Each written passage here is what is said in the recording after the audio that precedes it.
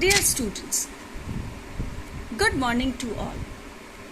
Today in science, we will learn chapter 5, Adaptation in Plants. As in the previous video and worksheet, we had discussed and learned about what is adaptation. The special features or changes that allow plants to live and survive in a particular area are called adaptations. Adaptation in plants are according to their habitat, protection and reproduction.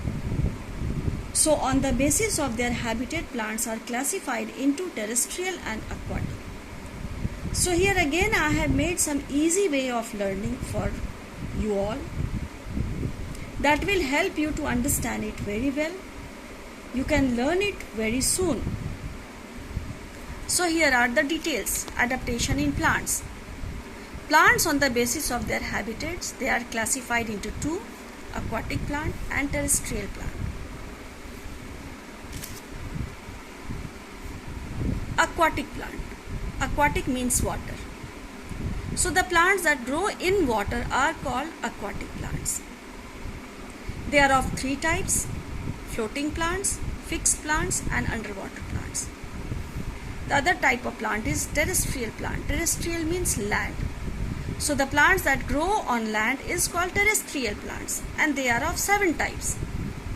Plants in plains, plants in mountains, plants in deserts, plants in marshy areas, plants in coastal areas, plants in grassland and plants in rainforest.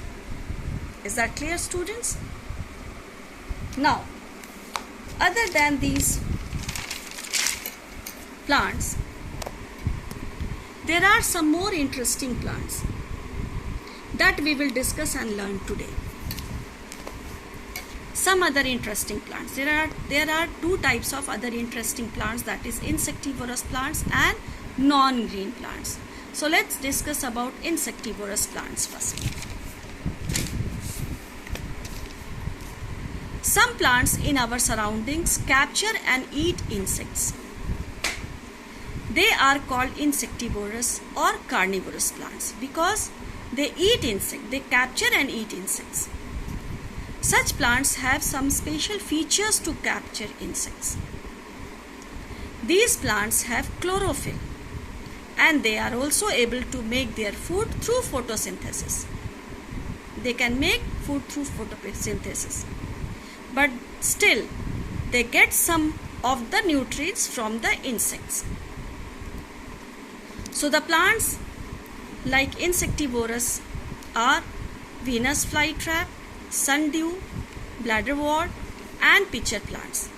These are the examples of insectivorous or carnivorous plants.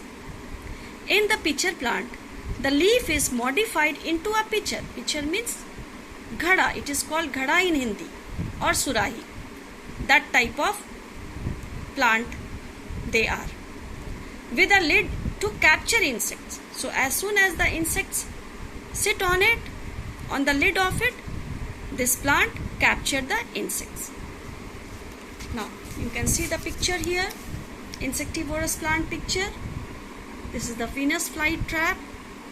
This has the features to trap insects, sundew plant, bladderwort plant and pitcher plant. You can see the lid of it.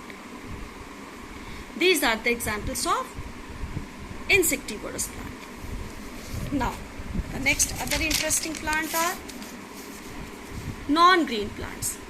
So these plants have no chlorophyll.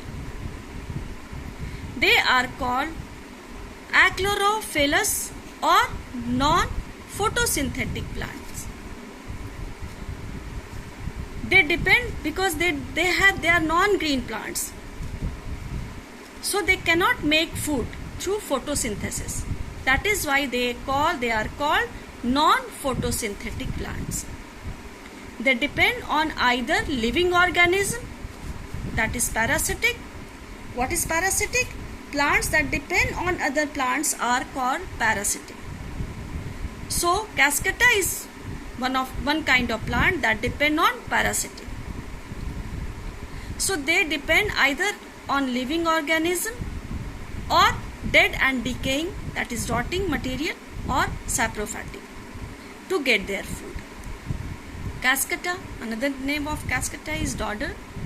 Indian pipe and coral root are the examples of such plants. Cascata is a parasitic plant, whereas Indian pipe and coral root are saprophytic plants. What is the meaning of saprophytic? Plants that depend on dead and decaying materials for their food. So these are the details of some other interesting plants. You can see the picture of non-green plants, cascata, coral root and Indian pipe. Is that clear, students? Now there is some more interesting facts about fungi. This fungi was earlier it was considered as plants, but now they belong to a different kingdom, that is fungi. Mushroom and bread molds are the example of fungi. Fungi are both useful and harmful to us. Some fungi are parasitic that cause diseases, that is harmful, but most of them are saprophytic in nature. So now, children, here we are ending this chapter. So please read the chapter thoroughly, learn all the difficult words given in worksheet and practice some important diagrams, like you can practice pitcher plant, you can practice Indian pipe, you can practice this water lily, tape rust. This is the example of fixed plant, this is the example of underwater plant. Now you can draw the picture of coconut tree. This is the example of coastal areas plants that grow in coastal area. Now you can draw the example of plants growing in desert, cactus and opuntia.